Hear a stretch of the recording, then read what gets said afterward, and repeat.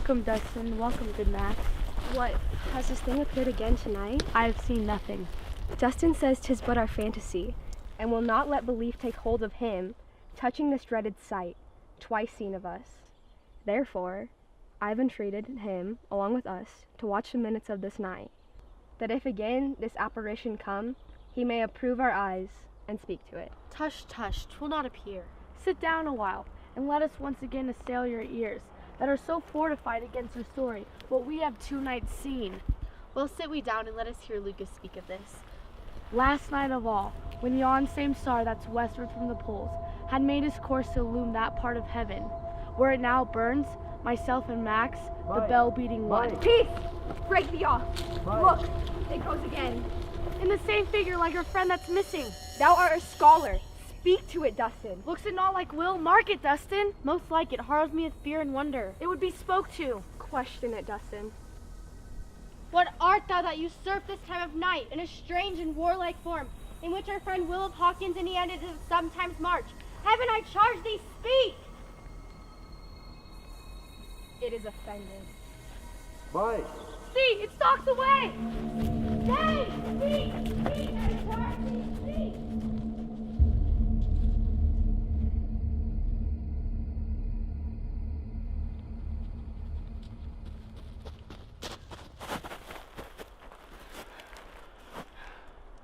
The air bites shrewdly. It is very cold. It's a nipping and eager air. What hour now? I think it lacks of 12. No, it is struck. Indeed, I heard it not. It draws near the season where the spirit held his wont to walk. A flourish of trumpets, an ordinate shot within. What does this mean, Mike? The Demogorgon doth wake tonight and takes his ruse, keeps with sail in the swaggering up spring reels. And as he drains his draughts of Rhenish down, the kettle drum and trumpet thus bray out the triumph of his pledge. Look, my friends, it comes.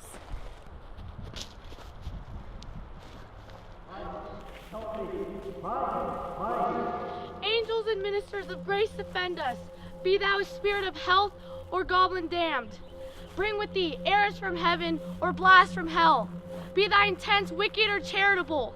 Thou comest in such a questionable shape that I will speak to thee. I will call thee, will thee wise. Friend, wizard, oh answer me. Let me not burst in ignorance, but tell why thy canonine's bones, hearse in death, have burst the cerements. Why the sepulchre, wherein we saw thee quietly inured, hath oped his ponderous and marble jaws, to cast thee up again? What may this mean?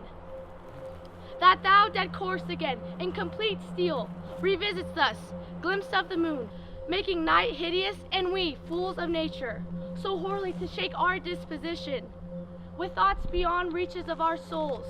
Say, why is this? Wherefore? What should we do? Mike! It beckons you to go away with it, as if some impartment to desire to you alone. Look, with what courteous action it calls to you to a ground more removed. But do not go with it. No, by no means. It will not speak. I'll follow it. Do not, Mike. Why? What should be the fear? I do not set my life in a pin's fee, and for my soul what can it do to that, being a thing immortal as itself? It weighs me still. I'll follow it. What if it tempts you toward the flood, or to the dreadful summit of the cliff that beetles over the basin to the sea, that might deprive your sovereignty of reason and draw you into madness? Think of it! The very place toys its desperation, without more motive into every brain. Look so many fathoms to the sea, and hears its roar beneath. It waves me forth again. Go on, I'll follow thee. Thou shalt not go, Mike. Be ruled, you shall not go.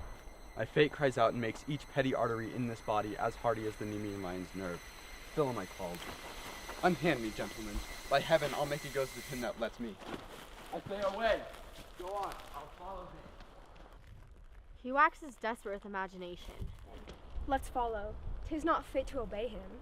Have after. To what issue will this come? Something is rotten in the state of Indiana. Heaven will direct it. Nay, let's follow him.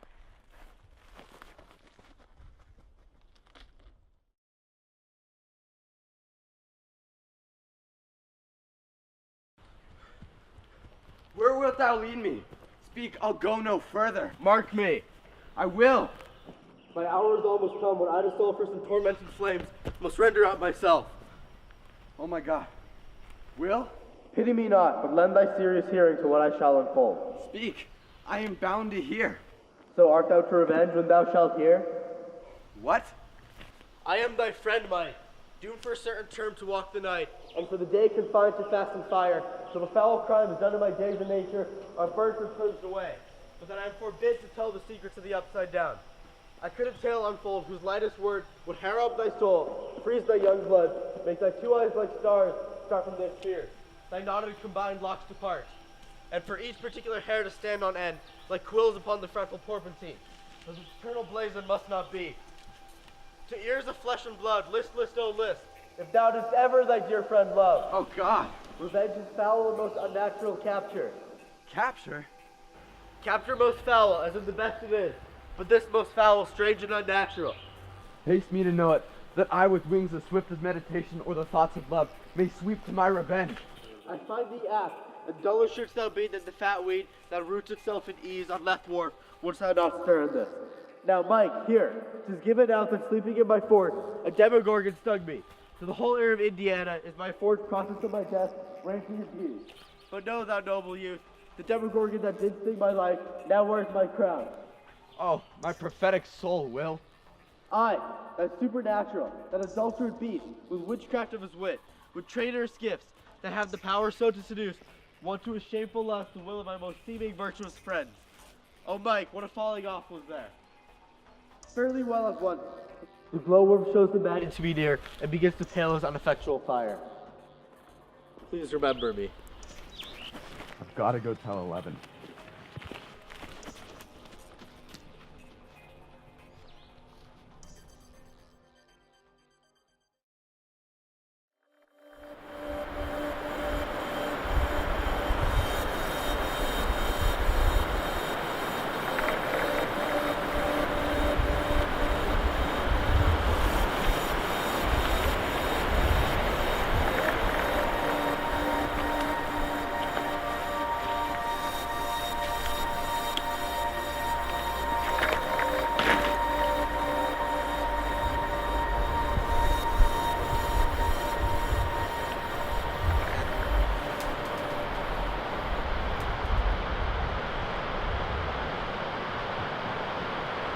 Are you honest?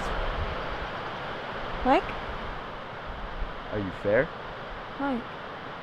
That if you be honest and fair, your honesty should admit no discourse to your beauty. Could beauty have better commerce than with honesty? Aye, truly. For the power of beauty will sooner transform honesty from what it is to a bawd, and the force of honesty can translate beauty into his likeness. This was sometime a paradox, but now the time gives it proof. I did love you once. You made me believe so. Should not have believed me. For virtue cannot so inoculate our old stock, but we shall relish of it. I loved you not. I was the more deceived.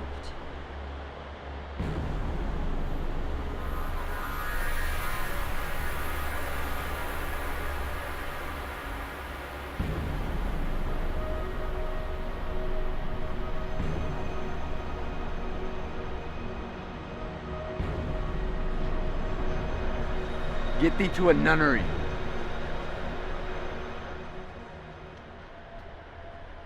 Why wouldst thou be a breeder of sinners? I am myself indifferent, honest, but yet I could accuse me of such things that it were better my mother had not borne me. I am very proud, revengeful, ambitious, with more offenses at my beck than I have thoughts to put them in, imagination to give them shape, or time to act them in. What should such fellows as I do crawling between earth and heaven? We are errant knaves, all, believe none of us. Go thy ways to a nunnery. Where's thy father? Papa? He's dead and gone, lady. He's dead and gone. At his head a grass-green turf, at his heels a stone. White as shrewd as mountain snow, larded with sweet flowers, which be wet to the grave did go with true love showers. How do you, pretty thing? Tomorrow is St. Valentine, and all in the morning betime. I am made at your window to be your Valentine. And up he rose with dawn disclosed, up the chamber door, but in the maid that out unmade never departed more. Pretty 11. I hope all will be well. We must be patient. I cannot choose but to weep. I think they lay me in the cold ground. My brother shall know of it. And so I thank you for your good counsel. Come, my coach. Good night, sweet ladies. Good night. Good night.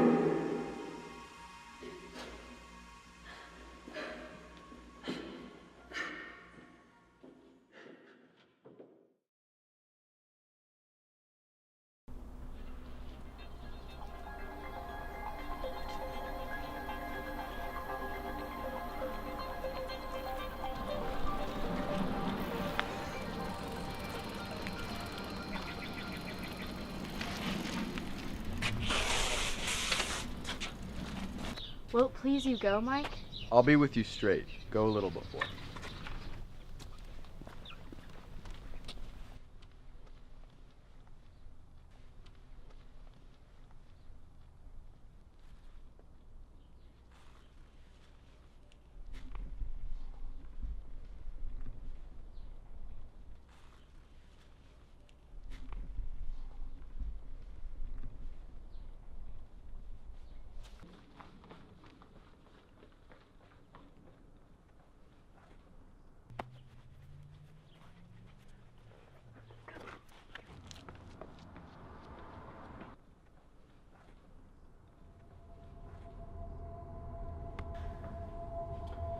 Go. From me, greet the Demogorgon. Tell him that, by his license, Hawkins' lab craves the conveyance of a promised march over the Upside Down. You know the rendezvous.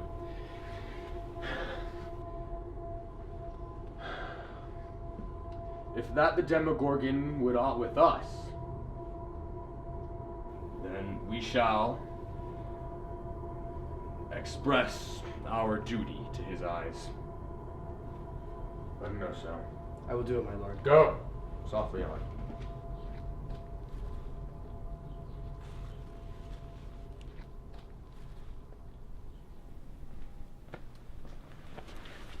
Good sir, whose powers are these? They're from Hawkins' lab. How purpose, sir? I pray you. Amidst the Upside Down. Who commands them, sir? To the nephews of Indiana, Dr. Brenner. Goes it against the main of the Upside Down, or for some frontier? Truly to speak, with no additions, we seek a small patch of ground, which hath no price, but a name, and it costs 5 ducats, and not to farm it, and if so, it will be yielded unto Hawkins' lab, a ranker rate, so the sold fee. Why, then the Demogorgon will never defend it. Yes, it is garrisoned. 2,000 souls and 20,000 ducats will not debate the question of this straw. This is the imposthume of much wealth and peace that inward breaks and shows no cause without why the man dies. I humbly thank you, sir. May God do you well.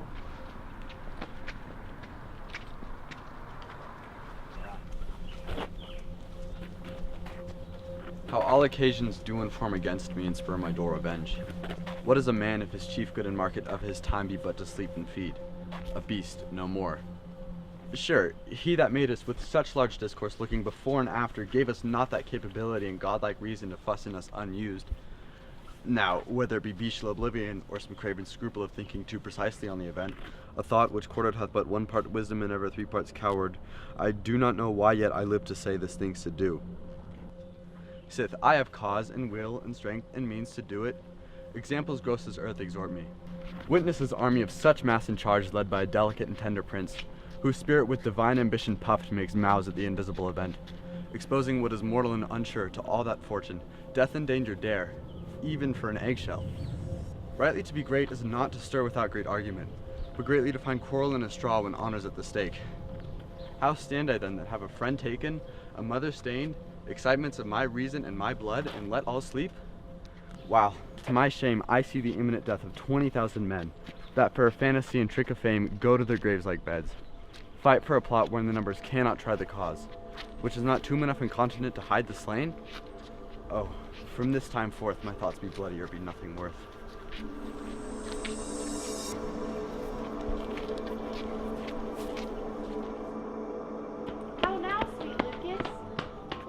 12 tread upon another's heel. So fast they follow. 11 return to the upside down, Mike. The upside down? Where? There is a willow that grows aslant a brook that shows its hoar leaves in the glassy stream. There, with fantastic garlands did she come, of crowflowers, nettles, daisies, and long purples. That liberal shepherds do give a grosser name, but cold maids do dead men fingers call them. There, on the pennant, bows her cornet weeds, clambering tang, an envious sliver broke, went down her weedy trophies and herself back to Hawkins' lab. They bore her up, which in time she chanted snatches of old tunes, ones as incapable of her own distress, like a creature native and endued, onto that element, but long it could not be, pulled that poor wretch from her melodious lay to disappearance. And she is gone? Gone. My poor 11. I forbid my tears, but yet it is our trick. Nature her custom holds. Let shame say what it will. When these are gone, the woman will be out. Adieu, Dustin and Lucas. I have a speech of fire that fain would blaze, but that this folly doubts it. Let's follow, Lucas. How much it had to do to calm his rage, now I fear this will give it start again. Therefore, let's follow.